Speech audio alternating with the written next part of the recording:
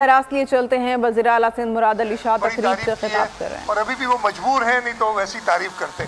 पहली बात तो ये, लेकिन उनकी अपनी पॉलिटिकल पार्टी है उनके, और मैं बहुत मोहतरम है तो उनके लिए तो मैं कुछ नहीं कहूँगा। आपने इलेक्शंस की तारीख का कहा, देखिए ये सूबाई असम्बली सिंध और कौमी असम्बली दोनों 13 अगस्त को ऑटोमेटिकली ख़त्म हो जाएंगी। इसमें कोई आगे बढ़ाने का तरीक़ाकार है ही नहीं। जब ख़त्म हो जाएंगी तो 2 महीने में इलेक्शन होना है। अक्टूबर के किसी तारीख को वो इलेक्शन कमीशन का काम है कि इलेक्शन की तारीख देना, किसी और का काम नहीं है।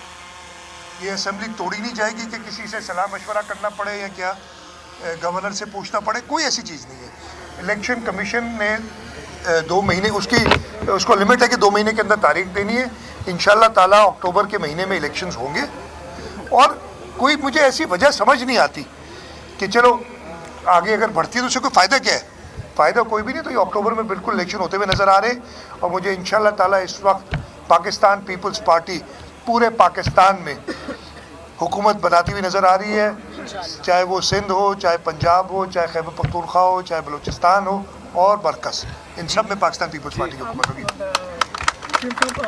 पहले तो ये पहले सवाल तो ये था कि सुना है कि मेयर कराची को मज़ीद बाख्तियार बना रहे हैं। LDA, SBCA, KDA, MDA, उसमें इनकी बाकायदा एंट्री हो रही है और नुमाइंदगी दे रहे हैं। बेटा नीचे बैठ जाना यार, क्यों नाराज़ करते हो मीडिया वालों को। यार आप लोगों ने भी तो इतने कैमरे लगाए हुए, आप थोड़ी करीब चले जी सवाल कर लें।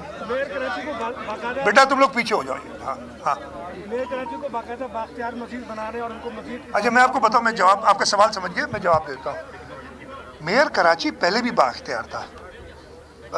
यही मुर्तज़ा वहाब एडमिनिस्ट्रेटर थे कराची के 10 महीने 14 महीने, और वो फ़र्क नज़र आ रहा था कि किस तरीके से हो रहा है। हमारी ऑलरेडी बात हुई भी थी कि कुछ, और ये एक प्रोसेस जो होता है ना कैपेसिटी बिल्डिंग का, हमने तो ये पाकिस्तान पीपल्स पार्टी नहीं, और पाकिस्तान पीपल्स पार्टी के चीफ मिनिस्टर ने, पाकिस्तान पीपल्स पार्टी की सूबाई हुकूमत ने, जो पता नहीं सदियों से या दिहाइयों से एक्साइज एंड टैक्सेशन वाले प्रॉपर्टी टैक्स कलेक्ट करते थे और उनको देते नहीं थे लोकल काउंसिल्स को।